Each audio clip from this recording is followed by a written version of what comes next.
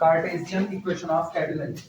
पहला हुआ था इंट्रिंसिक इक्वेशन S बराबर c tan psi, दूसरा हो रहा है कार्टेशियन इक्वेशन ऑफ कैटेनरी। मतलब इस बार हम लोग कैटेनरी का इक्वेशन लिखेंगे और x और y के टर्म में लिखने चल रहे हैं।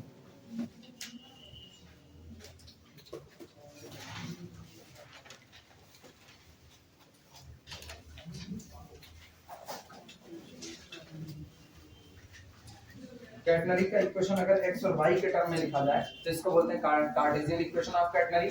और अगर s और psi के टर्म में लिखा जाए, s कौन है आर्कुअल लेंथ और psi कौन है टेंजेंट का बनाया गया हॉरिजॉन्टल लाइन के साथ एंगल। s बराबर c tan psi पहला आर्टिकल हो चुका है कि कोई भी पूछे कैटेनरी का इक्वेशन क्या होता है, उनको जो याद हो वो इक्वेशन बोल दो, डजंट मैटर कार्टेशियन बोलो, डजंट मैटर इंट्रिंसिक बोलो। तो नॉर्मली मुंह से यही निकलता है s बराबर c tan psi, ये कैटेनरी को रिप्रेजेंट करता है।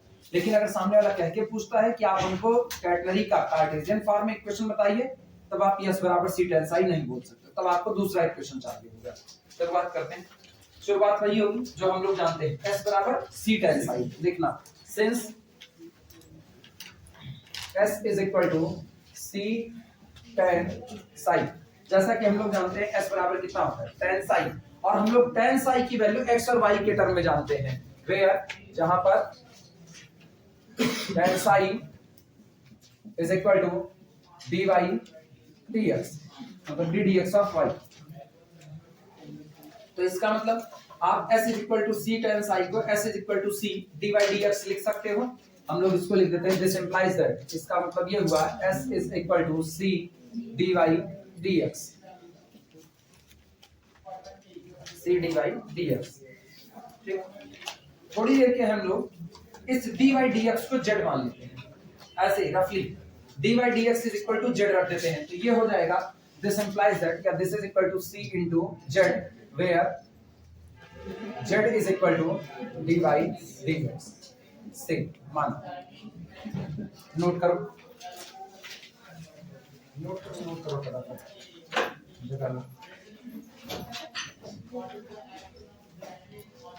शेफाली और बोलो नहीं आएंगे ना,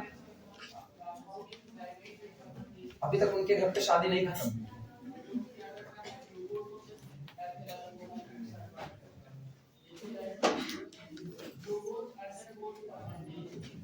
ये जो आया है इसे इक्वेशन नंबर 1 मान लो, जो कुछ भी आया है इसे इक्वेशन नंबर 1 मान लो, इक्वेशन नंबर 1। और एक काम करो, इक्वेशन नंबर 1 को x के रिस्पेक्ट में डिफरेंशिएट करो, लिखना differentiating equation 1 with respect to x, differentiating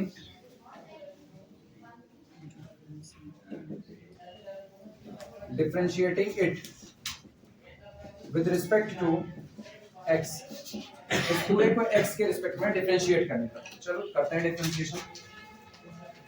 differentiate करो तो ये बनेगा s is equal to cz है, तो s is equal to cz implies that ds dx is equal to c dz dx, c dz dx। और अगर तुम लोगों को कैलकुलस याद है, जहां पर हम टेंजेंट नॉर्मल पढ़ाए थे, वहां पर एक फिगर बनाया गया था ds dy dx, एक छोटा सा स्मॉल आर्क सीधी लाइन के तौर पर बिहेव करता है, ऐसा इसको सीखने के लिए पढ़ा गया था। तो हम लोग यहाँ से लिख सकते थे, यहाँ से ds square is equal to dx square plus dy square लिखा गया था। इसका मतलब अगर हम यहाँ से लिखे, this implies that ds dx का whole square is equal to कितना 1 प्लस dy dx का होल स्क्वायर, ये था। यानी this implies that ds dx is equal to under root 1 plus dy dx का होल स्क्वायर। याद है? अगर ये याद हो तो बहुत अच्छी बात है, हम लोग इसका इस्तेमाल करने चल रहे हैं, क्योंकि मेरे पास ds dx मौजूद है और dx dx की वैल्यू वो सामने लिखी गई है। तो अगर हम कैलकुलस का इस्तेमाल करके लिखें तो ये लिखा जा सकता है, this implies that under root 1 plus dy dx का whole square is equal to c dz dx। X note करो, वो बना लेना कॉर्नर पर, साइड वाला फिगर कॉर्नर पर बना लेना।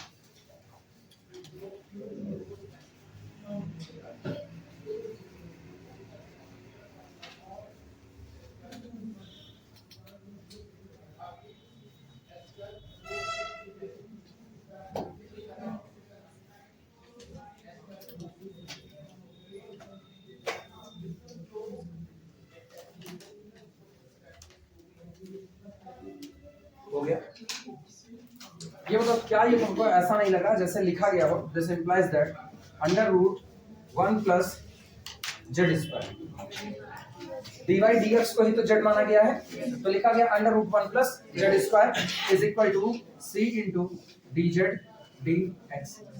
मिल गया। क्या वेरिएबल सेपरेबल हो सकता है कि नहीं? हो सकता है, और अगर वेरिएबल सेपरेबल हो सकता है तो हम लोग इसको लिख सकते हैं this implies that apply variable separable, ये कितना हुआ? ये हुआ dz upon under root 1 plus z square, आया ना? And this is equal to dx upon cb, लिख सकते हैं, नोट करो।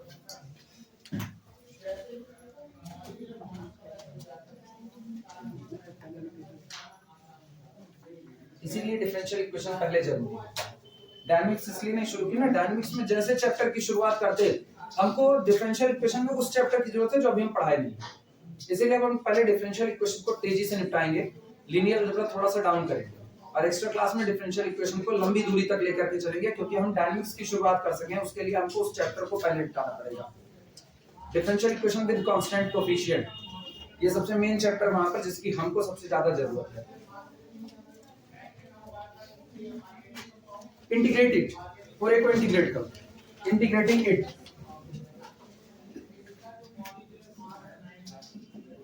इंटीग्रेटिंग इट, और इसको इंटीग्रेट करने के लिए मेरे पास सबसे आसान तरीका है साइन हाइपरबोलिक इनवर्स जेड। इसका इंटीग्रेशन हम लोग जानते हैं, इसका इंटीग्रेशन होगा sine hyperbolic inverse z and this is equal to x by c। लिखा जा सकता है, एक और कांस्टेंट आगे जोड़ दो, जो भी जोड़ रहा हूं, c1 ऐड कर दिया, एक कांस्टेंट आगे ऐड कर दो c1 प्लस c1, और अब तक कितने इक्वेशन हुए? एक, इसे नाम दे दो equation number 2। Sine hyperbolic inverse z is equal to x by c plus c1।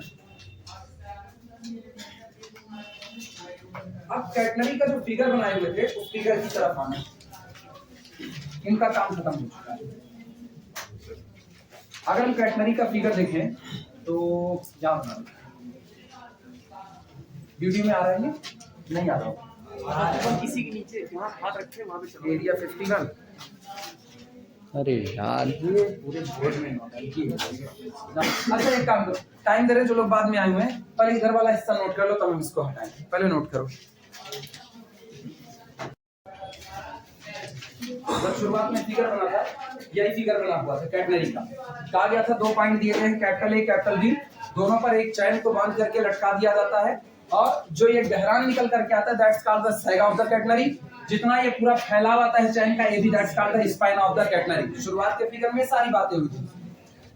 Particular किसी पॉइंट कैपिटल पी पर जो टेंशन काम कर रहा है वो टेंजेंशियल काम कर रहा है, और टेंजेंशियल टेंशन को हम लोग कैपिटल टी से रिप्रेजेंट करते थे।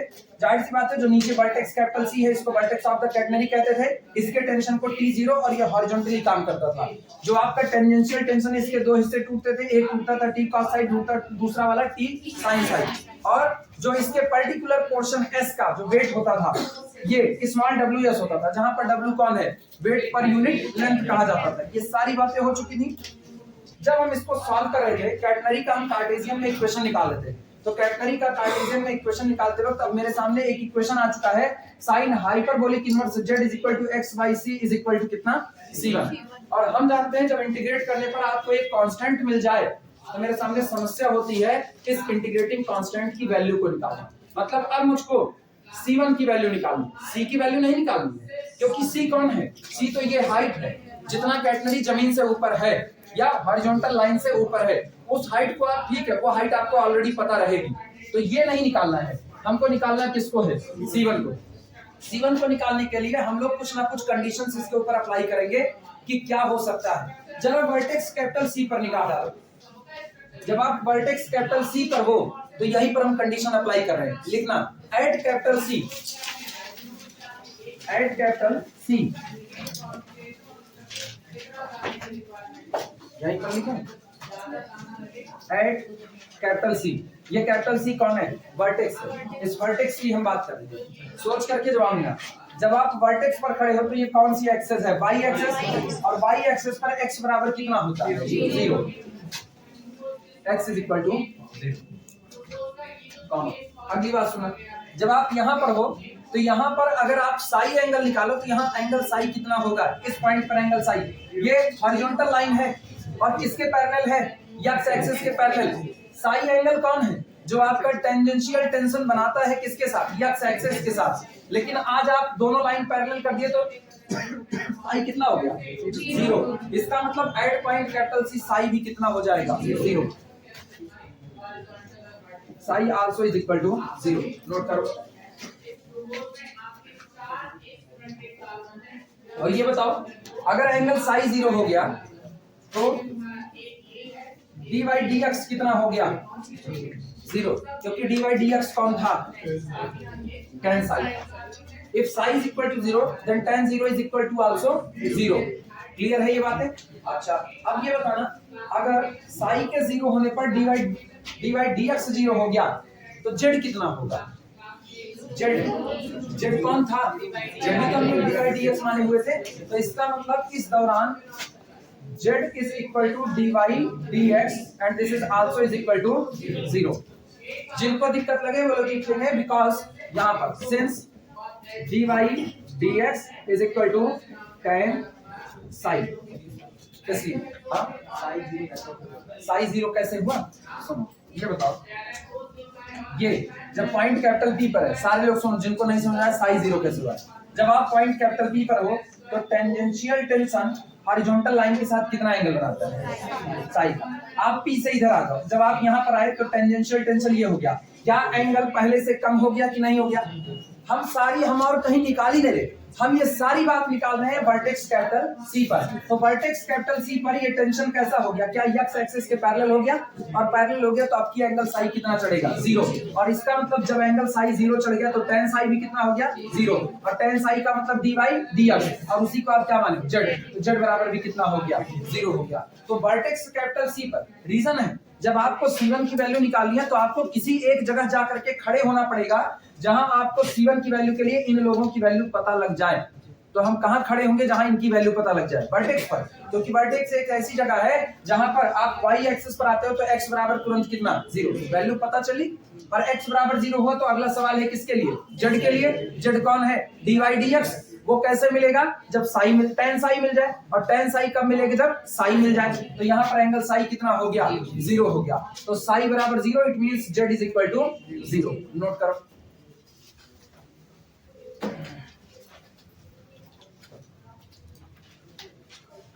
और ऐसा हुआ तो गौर करो, C1 की वैल्यू, जरा इनकी वैल्यू रख के C1 की वैल्यू बताओ कितनी है?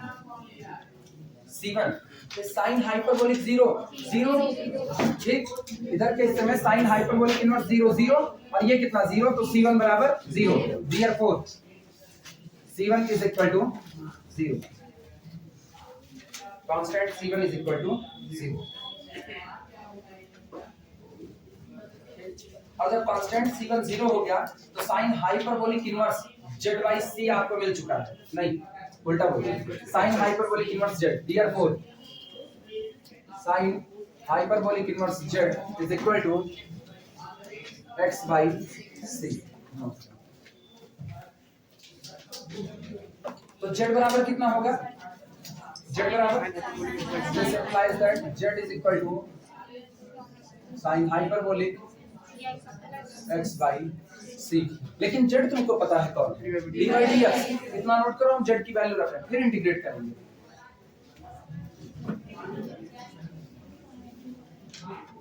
मुझको x और y में रिलेशन चाहिए, बहुत सीधी बात है। तो अभी तो z को भी हटाना पड़ेगा, क्योंकि z तो मेरी मर्जी से आया है। वो तो हम काम आसान करने के लिए z को मान लिए, हम चाहे तो हर बार dy dx भी रख सकते थे, लेकिन जब हम z रख देते हैं तो मेरे दिमाग से एक बोझ हट जाता है। dy dx दिमाग पे एक बोझ डालता है, अच्छा डिफरेंशिएट हुआ, अच्छा इंटीग्रेट हुआ, कुछ नहीं, z एक वेरिएबल के तौर पर देख लिया। अब जरूरत पड़ी z को फिर से पैदा कर दे रहे हैं उसके ओरिजिनल फॉर्म में। तो यानी दिस इंप्लाइज दैट, थोड़ी देर लिखना बंद करो, this implies that dy dx is equal to sin hyperbolic xy कितना हो गया c। क्या वेरिएबल से पेपर लग सकता है, तो ये बन गया this implies that dy is equal to sin hyperbolic xy c, और यहाँ बगल में कौन dx, और सबको पता है sin हाइपरबोलिक का इंटीग्रेशन cos हाइपरबोलिक होता है। तो इंटीग्रेट कर दे, y बराबर सम फंक्शन ऑफ x आ गया कि नहीं। y और x के बीच का रिलेशन ही कैटनरी का इक्वेशन होता है कार्टेशियन फॉर्म में। क्लियर हुआ, क्योंकि आप शुरुआत कहां से किए हो, कैटनरी के ही समीकरण से, s बराबर c tan sin, और उससे आप ये रिजल्ट निकालो। नोट करो फिर इंटीग्रेट करो। हां साइन इंटीग्रेशन माइनस cos होता है। नहीं, हाइपरबोलिक की वजह से साइन का इंटीग्रेशन cos होता है, वो ठीक है, लेकिन जब आप हाइपरबोलिक फंक्शन पढ़ते हो ना, तो साइन हाइपरबोलिक का cos हाइपरबोलिक होता है, वो भी प्लस में, इधर नेगेटिव नहीं होता। अगर अच्छा दिक्कत लगी होगी, हम जान रहे हैं बीएससी फर्स्ट ईयर में दिक्कत तो हुई थी, ट्रिग्नोमेट्री शायद नहीं चल पाई थी ना, ट्रिग्नोमेट्री नहीं चल पाई ना, बिल्कुल नहीं चली थी। ना सुनो, cos hyperbolic x is equal to e to the power x plus e to the power minus x upon ये होता है। हाँ, और sin hyperbolic x is equal to e to the power x minus e to the power minus x upon ये होता है। अब गौर करना, अगर हम इस हिस्से का डिफरेंशिएशन करें, किसका, cos हाइपरबोलिक का, डिफरेंशिएशन का उल्टा इंटीग्रेशन होता है ना। इधर सुनो वीरेंद्र, अभी आप नीचे देखने लगते हो, जब इधर समझाया करें इधर ये देख लिया करो ना, तभी हमको गुस्सा चढ़ती है ना। जब इधर समझा रहे हैं तब समझ नहीं रहे हो, अभी फिर फंस जाओगे तो फिर कहोगे सर जी कहां से आया। तुम लोग यार कभी ना सीरियस नहीं हो पाओगे। अब बोलने मेरे ही बोलने में खराबी लगती है, बात बुरी लगती है। हम जितने लोगों को समझाने की शुरुआत करते हैं ना कि चलो समझाते हैं, उतने लोग खोपड़ियां नीचे गाड़ लेते हो, जैसे रेगिस्तान का शुतुरमुर्ग हो। ना समझे, ना समझे, वीरेंद्र बोलो ना समझे। लिख रहे थे यार, हम टाइम नहीं देंगे लिखने का, इतना कुकुर मनाई तो नहीं पैदा हुआ अभी ना। अगर हम इसको डिफरेंशिएट करें तो ये होगा D dx of cos hyperbolic x। लेकिन इनको नहीं, इनको ओरिजिनल में cos हाइपरबोलिक x कौन होता है, e की x प्लस e की माइनस x अपॉन 2। इसको डिफरेंशिएट करो, इसको डिफरेंशिएट करोगे तो पहले 1/2 तो बाहर आया, e की पावर x का डिफरेंशिएशन e की पावर x होता है, e की पावर माइनस x का पहले तो e की पावर माइनस x और फिर माइनस x का डिफरेंशिएशन माइनस। कौन है ये, नीचे लिखा है, this is the sine hyperbolic है। अच्छा, अगर ये साइन हाइपरबोलिक x है तो आप सोचो डिफरेंशिएशन का उल्टा इंटीग्रेशन, तो पूरे का इंटीग्रेशन करो, तो integration of sine hyperbolic x is equal to sine और इनका बवाल नहीं फंसेगा, इन पर आना, इनको डिफरेंशिएट करो तो ये होगा cos hyperbolic x is equal to, differentiation कर रहे हैं सॉरी उल्टा, d dx of sine hyperbolic x is equal to, करो differentiation e to the power x और इसका माइनस नीचे तो plus e to the power minus x upon 2। कौन है, cos हाइपरबोलिक x, ये रहा। और अगर एक cos हाइपरबोलिक, सोचो साइन का डिफरेंशिएशन cos, तो इसका उल्टा इंटीग्रेशन cos का इंटीग्रेशन sin है। इधर प्लस माइनस का बवाल नहीं फंसता है, ठीक है। जब आप हाइपरबोलिक पढ़ते हो तो ना तो प्लस होता है ना तो माइनस, सब प्लस है प्लस होता है, पूरी जिंदगी पॉजिटिव चल जाती है। तो ये याद रखना, साइन हाइपरबोलिक का इंटीग्रेशन cos हाइपरबोलिक का इंटीग्रेशन sin हाइपरबोलिक, कोई प्लस माइनस का बवाल नहीं है। क्लियर हुआ। ये लिखना चाहो तो कहीं कॉर्नर पर लिखवा दो, लिखोगे, याद है, याद है, अच्छी बात है। चलो इंटीग्रेटिंग इट,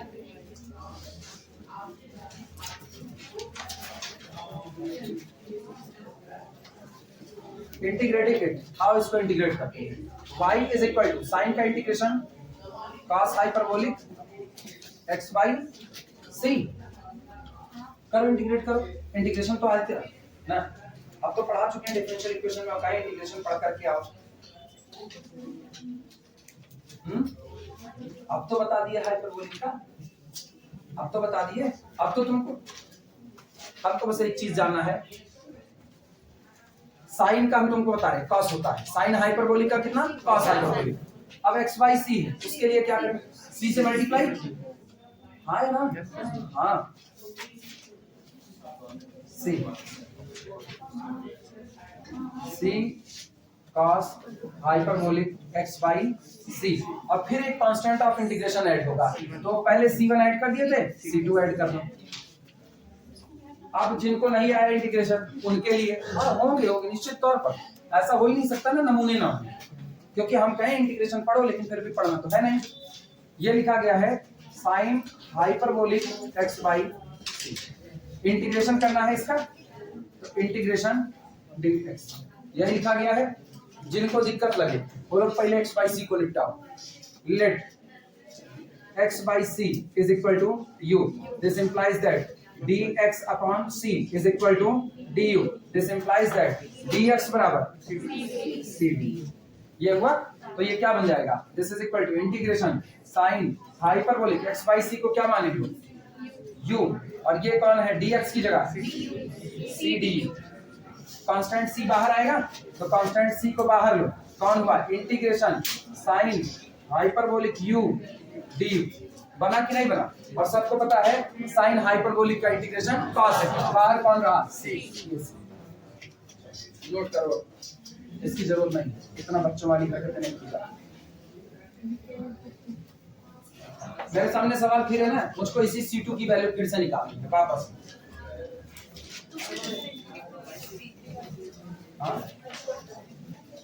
वो कांस्टेंट इसलिए बदल दिया जाता है ना, क्या पता C2 और C1 बराबर ही आ रहा है, लेकिन मुझको तो नहीं पता। कांस्टेंट ऑफ इंटीग्रेशन नहीं लिखोगी कभी आंसर सही हो सकता है, कभी आंसर गलत हो सकता है, कभी सही हो, जैसे अभी नहीं लिखोगे तो सही हो जाएगा, एग्जामिनर गलत काट सकता है क्योंकि तुमने कांस्टेंट ऑफ इंटीग्रेशन उसको दिखाया नहीं है। क्या पता यहाँ भी C2 की वैल्यू कितनी आ जाए, 0 आ जाए, क्या पता आ जाए। अभी देखो निकालने चल रहे हैं, C2 की वैल्यू 0 ही देंगे निश्चित तौर पर। हटाए, निकल जाओ, तो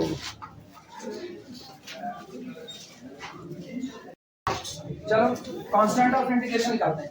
सुनो, फिगर सबके पास मौजूद है, वर्टेक्स पर जाओ, फिगर में वर्टेक्स कैपिटल C पर जाओ। हम फिगर मिटा दिए, आपने अपनी कॉपी में फिगर देखो।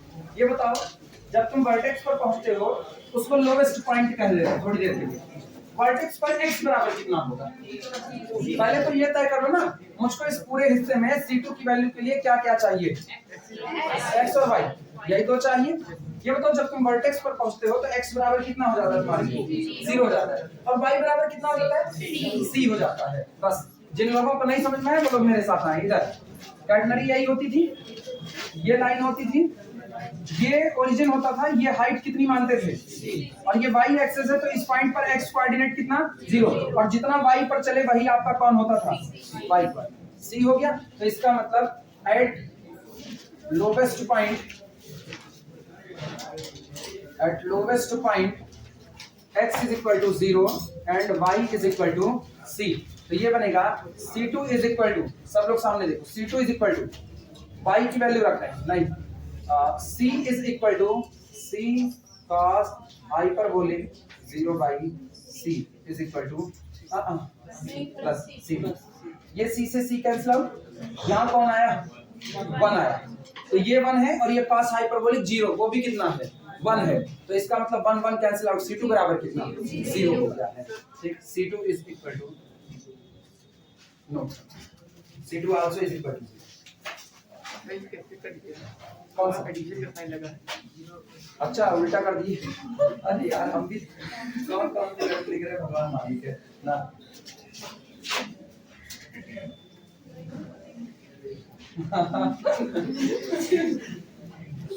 खराब हो पड़ी अभी मेरी भी।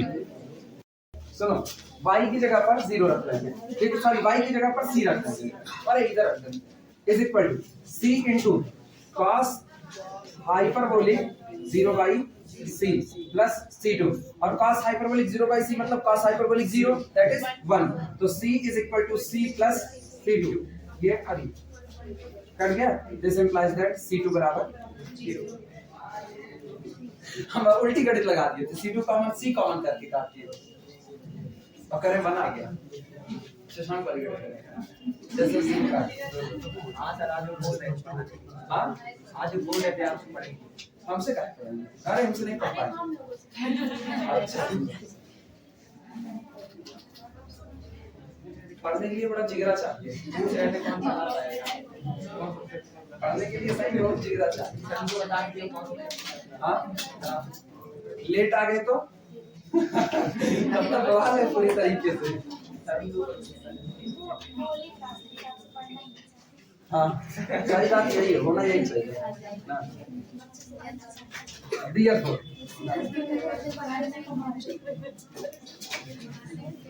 सुनो, डियर फोर कैटनरी का इक्वेशन मुझको मिल चुका है कार्टेशियन में। ये बताओ C2 की वैल्यू कितनी आई 0, तो y बराबर कितना हुआ, y बराबर c cos hyperbolic x by c। This is the equation of catenary in the Cartesian form. अब दो हो चुके हैं, अगर कोई इंट्रिंसिक का बोलेगा तो s बराबर c tan y और कार्टेशियन का तो y बराबर c cos hyperbolic x by c। ये this is the equation of catenary in the Cartesian form, note करो equation of catenary in the Cartesian form. कितना हो रहा है टाइम, 15 छोड़ना है तो।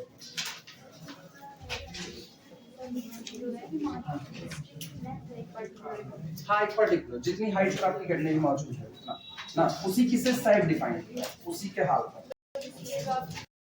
हाँ हाँ हाँ हाँ वो बाद में दिया जाता है, कभी कभी दिया जाता है, कभी कभी नहीं दिया जाएगा, हम लोग उसको नॉर्मली सी ही लेते हैं हमेशा। जब भी कोई चीज ऐसे चैन वगैरह लगाएंगे तो जमीन से एक हाइट पर वो जितनी हाइट होती है उसी को सी मान लिया जाता है, क्योंकि कुछ तो हाइट है, हर बार वो हाइट बदल सकती है, आप टाइट करोगे ढीला करोगे वो बदल सकती है, तो उसको जनरल में ही सी रखने लगा था जो लोग देखा जाए ऐसा। हो गया हो तो बताना, हो गया, चलो अगले पे आते हैं। Relation between x and s।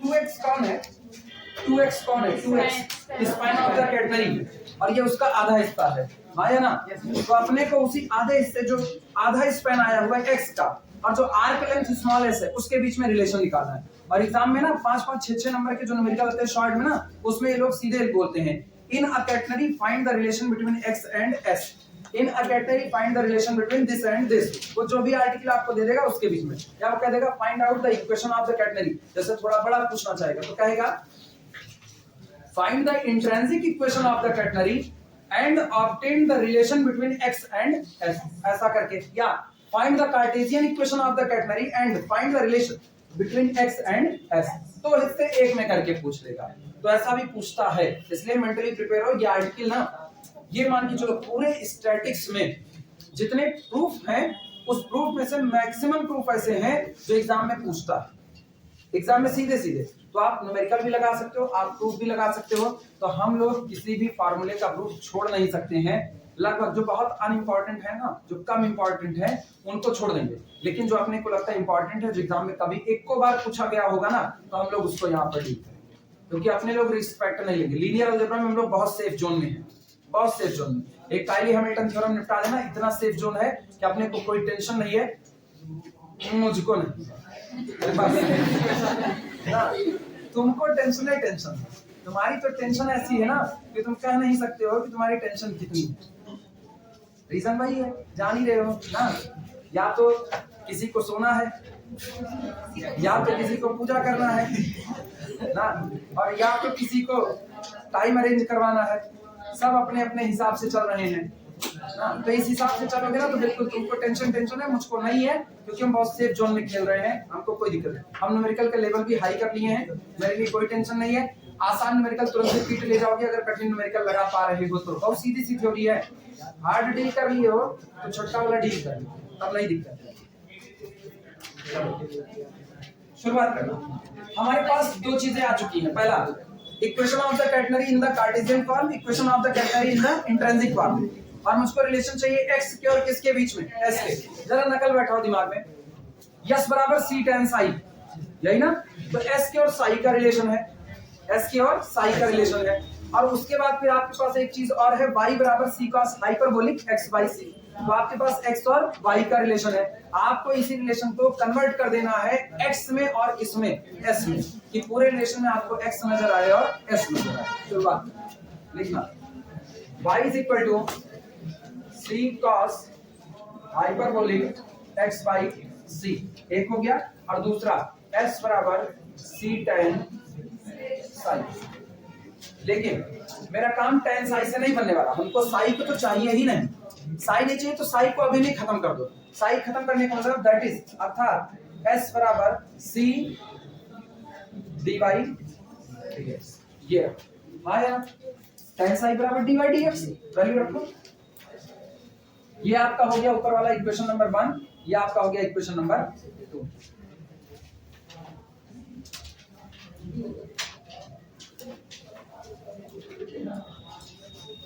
निगाह ये जमाए रखना किसके बीच में रिलेशन चाहिए, x और s के।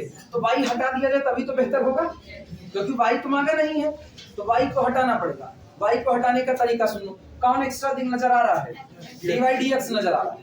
dy dx पहले वाले को डिफरेंशिएट करो तो क्या dy dx की वैल्यू मिल जाएगी कि नहीं? लिखना, differentiating equation 1, differentiating equation 1 dy dx is equal to, करो डिफरेंशिएशन। और अब कर सकते हो डिफरेंशिएट करके, बोलो कितना आएगा।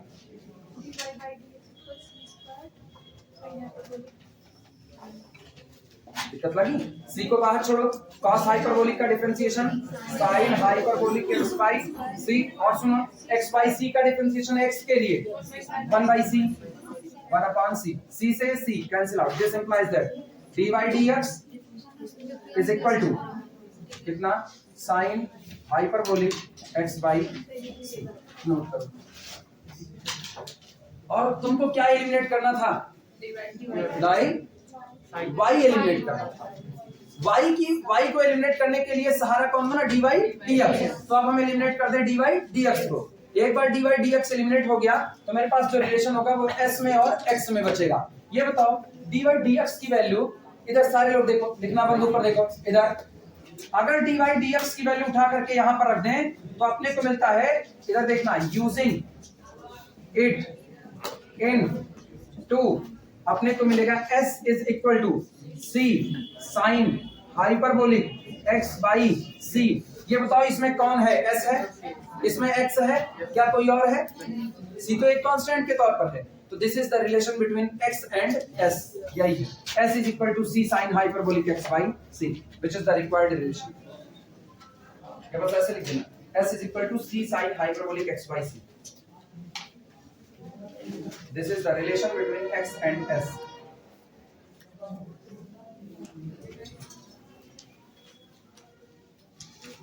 This is the relation between x and s. ये सारे रिलेशन ना न्यूमेरिकल लगाने में खूब इस्तेमाल होंगे, जम करके इन्हीं के बेस पर पूरा न्यूमेरिकल लगेगा। अच्छा, x के और s के बीच में रिलेशन आ गया। अब y के और s के बीच में निकालेंगे relation between y and s। Heading होगी, पहले ये लिख लो तब।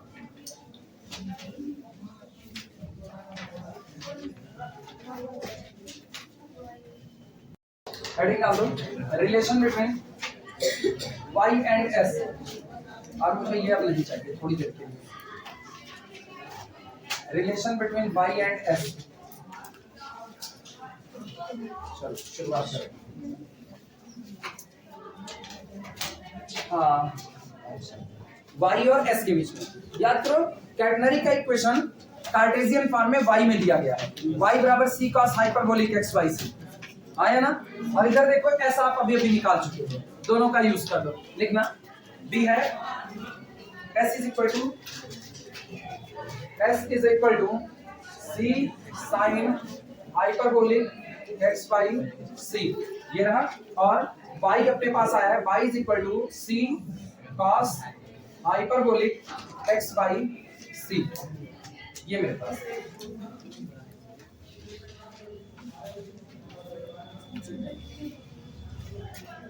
पता है, एक हम लोग उधर जानते हैं cos square theta plus sine square theta is equal to 1। जब हाइपरबोलिक की दुनिया होती है, सारे लोग ध्यान दो, हाइपरबोलिक की दुनिया होती है तो ये नहीं होता। हाइपरबोलिक में cos hyperbolic square x minus sine hyperbolic square x is equal to कितना होता है 1। आप इस पे इत्मीनान से प्रूव कर सकते हो। कैसे? cos हाइपरबोलिक कितना होता है e की x प्लस e की माइनस x अपॉन कितना 2, इसका कितना होल स्क्वायर माइनस अगला कौन होगा e की x माइनस e की माइनस x अपॉन 2 का whole square. a square minus b square, एक वैल्यू में a प्लस b, दूसरे में a माइनस b कर सकते हो और इसकी वैल्यू कितनी आएगी 1 आएगी। तो इसका मतलब मेरे पास रूल एकदम क्लियर है, cos hyperbolic square minus sine hyperbolic square कर देना है, क्योंकि मुझको रिलेशन चाहिए किसमें y में और s में। तो क्या खत्म करना पड़ेगा, x को खत्म करना पड़ेगा। जब तक x नहीं हटेगा तब तक आपका वो रिलेशन नहीं आएगा जो आपको चाहिए। तो x को हटाने के लिए देखना, कोई लिखेगा नहीं, इधर देखो। Therefore y square minus s square is equal to, सब लोग सामने देखो, c square cos hyperbolic square x by c minus c square sine hyperbolic square x by कितना c, और हम c स्क्वायर को बाहर कर लिए, ब्रैकेट के अंदर में अपने पास आ रहा है cos hyperbolic square x by c minus sine hyperbolic square x by c बना, और इसकी वैल्यू कितनी होती है 1। रिलेशन क्या मिला, y square minus s square is equal to c square. That's the required relation. This implies that y square minus s square is equal to c square. यहाँ पर बता देना सेंस, क्योंकि cos hyperbolic square x minus sine hyperbolic square x is equal to 1।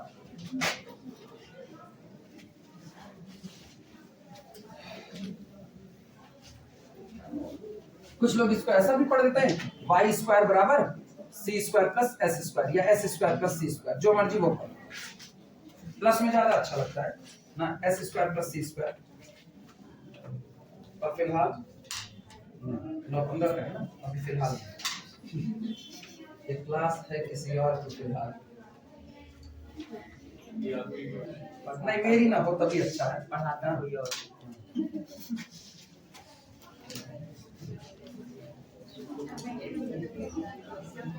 हम किसी class को अपना मंदा नहीं करते, थर्ड ईयर से लेके फर्स्ट ईयर थर्ड ईयर कुछ हम अपने क्लास मंदा नहीं करते। मेरी होती ना, मेरे रूल चलते बहुत भयानक, तब सही सलाम चलता। अभी कम चल पा रहा है ना, तब ये लोग जो सो करके और पूजा करके चलते हैं इत्मीनान से ना, ये लोग ना चलते ना, और टाइम वाले लोग भी तब ना टाइम के लिए ना लेते।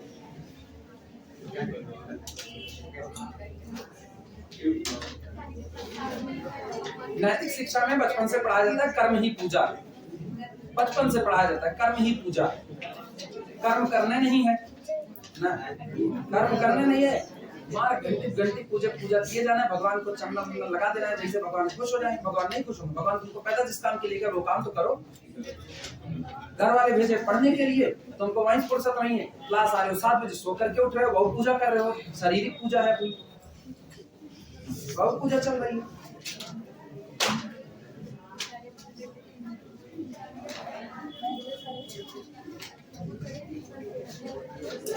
हो जाए तो बताओ।